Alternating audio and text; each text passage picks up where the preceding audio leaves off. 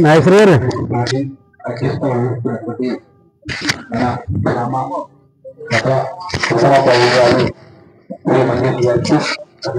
నాయకులను చూసినటువంటి అధికారులు అట్లాగే కూటమి నాయకులకి అందరికి కూడా నా యొక్క హృదయపూర్వక నమస్కారాలు తెలియజేస్తున్నాం.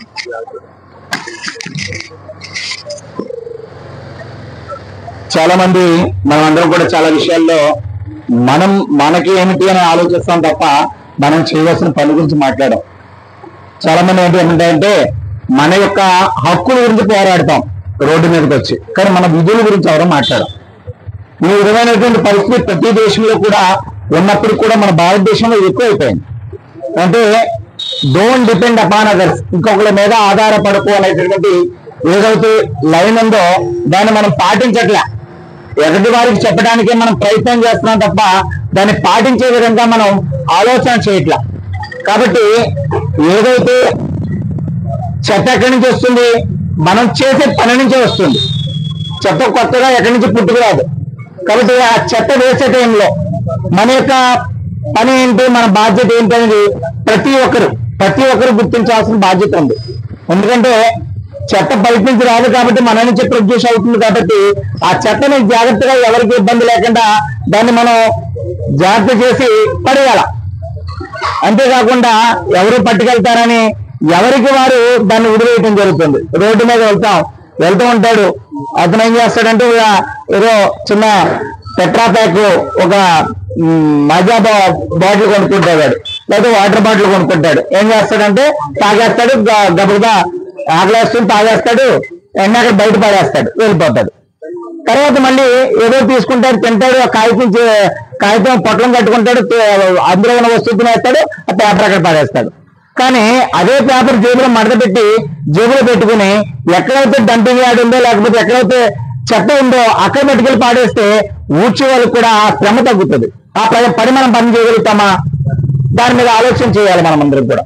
అంతేకాకుండా ఏదైతే మనం వాటర్ బాటిల్స్ ఉంటాయో అవి యూజ్ చేయకూడదు. కానీ ఏం చేస్తామంటారంటే అదే బాటిల్స్ మనం అలా పాడేస్తే అనేక మంది దాంట్లో ఉపయోగించి అనేక అనారోగ్యాలకి లోన్ అవుతున్నారు. కాబట్టి ఆ బాటిల్ని క్రష్ చేసి పాడేయాలి. అది ఎక్కడ పాడేయాలి, రోడ్డు మీద కాదు. ఖచ్చితంగా మనం అనుకున్నటువంటి ఏదైతే చెత్త ఉన్న ప్రదేశంలో ఉందో అక్కడే పడేయాలి. మన ఇంట్లో ఉన్నటువంటి డస్ట్ పట్టుకొచ్చి మన ఇల్లు దాడితే చాలు, పక్కనింట్లో పడేసినా పర్వాలేదు, రోడ్డు మీద పడేసినా పర్వాలేదు. ఈ యొక్క ఆలోచన, ఈ పరిస్థితి మారాలి. కాబట్టి ఎవరు ఈ ప్రభుత్వాలు చేస్తే అవుతుందండి చెప్పండి. మనం ఒకసారి అందరూ కూడా ప్రభుత్వాల బాధ్యత ఎంతవరకు అంటే దాన్ని ఇంప్లిమెంటేషన్ చేయడం కోసమో దానికి వనరులు అమర్చడం వరకే ప్రభుత్వం చేసేటటువంటి పనులు. కాబట్టి ఆ పనులు ప్రభుత్వం చేస్తుంది, మన పని ఏం చేస్తున్నాం ఇది మనం గుర్తుంచుకోవాలి. భారతదేశంలో భారత పౌరుడిగా ఈ దేశాన్ని బాగు చేయాలంటే పెద్ద గొప్ప ఆవిష్కరణ ఈ దేశంలో చేయాల్సల్లా. కనీసం నీ ధర్మమైనటువంటి నీ పని నువ్వు సక్రమంగా చేయగలిగితే ఈ దేశానికి గొప్ప మేలు చేసిన వాళ్ళు అవుతాం. కాబట్టి ఈ స్వచ్ఛ భారత్ అభియాన్ లో భాగంగా ప్రతి ఒక్కరు కూడా ఈ రోజు నుంచి నేను ఎవరో చేయాలని కాదు, మనమే చేయాలనేటటువంటి ఆలోచన దృక్పథాన్ని అవలంబిద్దాం ఈ యొక్క కార్యక్రమం ద్వారా అయినా సరే. కాబట్టి ఈ రోజు నుంచి నేను ప్లాస్టిక్ కవర్ తీసుకోను అని మనం శపథం చేద్దామంటే చేయొద్దాం. మనం బయటికి వెళ్తాం, ఒక ప్యాకెట్ కొంటాం, ఏమండి ఒక ప్యాకెట్ కవర్ ఇవ్వండి అంటే కవర్లు ఏమన్నా అన్నా సరే ఆడి మీద కొట్టుడి మీద గొడవపడి మరి కవర్ తెచ్చేసుకుంటాం. అప్పుడు వదిలేద్దాం. మనం ఏం చేద్దాం, మహా అవుతే 10 రూపాయలు 20 రూపాయలు అవుతుంది, ఒక గట్టి దళసరి బ్యాగ్ ఒకటి కొనుక్కు పట్టుకెళ్తాం. మనం ఎక్కడికి వెళ్ళినా సరే పూర్వం మన వాళ్ళకి గొడుగు ఒకటి, బ్యాగ్ ఒకటి, కాళ్ళకి జోళ్ళు ఒకటి ఖచ్చితంగా మన పూర్వీకులు ఆచరించేవారు. ఆ పద్ధతిని మనం ఆచరిద్దాం. ఏది మంచిదైతే అది కొనసాగించడంలో తప్పలేదు. సతీకామనము ఏదైతే మహిళలు భర్త చనిపోతే కారిపోవడం అది తప్పు అనుకున్నప్పుడు అది మానేశాం. కానీ ఏదైతే మంచి పని ఉందో ఎన్ని సంవత్సరాలు ఉన్నాయి, ఎన్ని యుగాలన్నా దాన్ని కంటిన్యూ చేయాల్సిన బాధ్యత అనేది ఉంది. ఇకపోతే రెండవది ఏంటంటే మన యొక్క భారతదేశ ప్రభుత్వం కానీ ఏదైతే ప్రభుత్వాలు ఉన్నాయో అవి మార్పు చేయడం కోసం.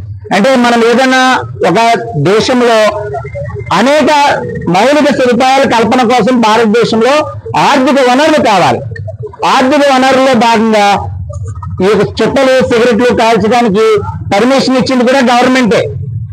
కానీ చుట్ట నేను తాగనని చెప్పి అంటే గవర్నమెంట్ ఏమైనా నీ మీద పనిచేస్తుందండి? ఎవరు చేయాలా చుట్ట తాగడం మానేయటం అనేది? మనం చేయాలా. ప్లాస్టిక్ నిషేధించాము, ప్లాస్టిక్ కొనద్దని గవర్నమెంట్ చెప్తే ఖచ్చితంగా దొంగచాటుగా ప్లాస్టిక్ కొంటాడు. సిగరెట్లు అమ్మటం నిషేధం చేసాము అంటే ఎక్కడ సిగరెట్లు ఉన్నాయో అక్కడికి వెళ్ళి మరి కొనుక్కుంటాడు. అంటే బుద్ధి ఎవరిని మారాలి? ప్రభుత్వాల్లో మనగా. కాబట్టి మనం ఆలోచన చేయాల్సింది ఏంటంటే మన యొక్క మార్పు కోసము మనమందరం ప్రయత్నం చేయాలి. నేను నా వరకు నేను ప్రయత్నం చేస్తాను, మీరు ఎవరికి వరకు వాళ్ళు ప్రయత్నం చేసి ఆ యొక్క ఆలోచన సరైన మార్పు చేసినప్పుడు ఈ దేశం యొక్క భవిష్యత్తు మారుతుంది.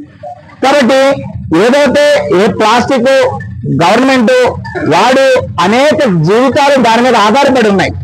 ఒక్కసారి మార్పించేయడానికి అదే పరిస్థితి కాదు. ఏ గవర్నమెంట్ కావచ్చు, ఏ గవర్నమెంట్ అన్నా సరే ఒక అడుగు ఎదురుకేసిన తర్వాత కాలు భూమి మీద పడిన తర్వాతే రెండో కాలు ఎత్తాలి. అలా కాదు కాలు ఎదురుకేసేసాం కదా అని చెప్పి వెనకాల కాలు కూడా ఎత్తితే రెండు ఎక్కడ ఉంటాయి అమ్మా? గాలిలో ఉంటాయి. అంటే మనం పడమా? కాబట్టి ప్రత్యామ్నాయం ఆలోచించిన తర్వాతే మరొక నిర్ణయం తీసుకోవడం అనేది శ్రేయస్కరము. కాబట్టి దీని ప్రత్యామ్నాయం ఏంటి? ఈ ప్లాస్టిక్ ప్రత్యామ్నాయం ఏంటో మనం తయారు చేసుకున్న తర్వాత దాని మీద ఖచ్చితంగా ప్రభుత్వాలు నిర్ణయం తీసుకుంటాయి. ఈలోగా మనం చేయాల్సిన పని ఏంటంటే ప్లాస్టిక్ నిషేధము అనుకుంటున్నాం కాబట్టి మనసులో ఖచ్చితంగా దాన్ని మనం నిషేధం చేద్దాం. మన కుటుంబంలో మనం మార్పు చేసుకుంటే ఆటోమేటిక్ గా మన కుటుంబాన్ని ఇన్స్పిరేషన్ గా తీసుకునేటువంటి అనేక కుటుంబాలు అనేక వ్యక్తులు మారుతుంటారు. మార్పు అనేది ఎవరి నుంచో రాదు. మార్పు ఎక్కడి నుంచి మొదలవ్వాలి? మన నుంచే మొదలవ్వాలి. కాబట్టి ఆ ప్రయత్నానికి ఈ రోజు మనం ఒక నినాదం చేద్దాం. అందరం కూడా ఈ రోజు నుంచి వ్యక్తిగతంగా మన వ్యక్తిగత జీవితంలో ప్లాస్టిక్ సంచులు అనేది మనం తీసుకోవడం ఆర్చేద్దామా లేదా? చెప్పట్లేదు గట్టిగానే, ధైర్యం చెప్పాలి. రిజర్వేషన్ కావాలంటే కాదు, రిజర్వేషన్ నిర్దిగా తీసుకోవాలి. కాబట్టి ఆఫ్ చేద్దాం. అంతేనా? నేనైతే ఇక నుంచి నేను ప్లాస్టిక్ వస్తువులు అదే ప్లాస్టిక్ కవర్స్ అనేది నేను ఎట్టి పరిస్థితిలో తీసుకోను. ఇప్పుడే నేను నిర్ణయం తీసుకున్నాను, మీరు కూడా తీసుకోవాలని ఆలోచిస్తున్నాను. ఇకపోతే ఏదైతే మనం చెత్తలో రెండు రకాలు, తడి చెత్త, పొడి చెత్త, దీని నుంచి ఏదైతే ఆదాయాన్ని సృష్టించాలని కేంద్ర ప్రభుత్వం అనేక ప్రయోజన పథకాలని ప్రారంభించింది. కానీ అది మన యొక్క పంచాయతీలో అమలవుతుందా? దాని కొట్టుకుపోతాయి. ఈ గత ప్రభుత్వాలు అంటే విమర్శించడం కాదు, గతంలో చేసినటువంటి తప్పిదాల ద్వారా కూడికలు తీయకపోవడం వల్ల ఏదైతే డ్రైనేజీ వ్యవస్థల్ని శుభ్రం చేయకపోవడం వల్ల అనేక రకాల గ్రామాలు పొలాలు నీట మునిగిపోయాయి. కారణం ఏంటంటే నాళాలు సరిగ్గా లేకపోవడం వల్ల. కాబట్టి మన పని మనమే ఇబ్బంది చేసుకునే పరిస్థితి చేయొద్దు.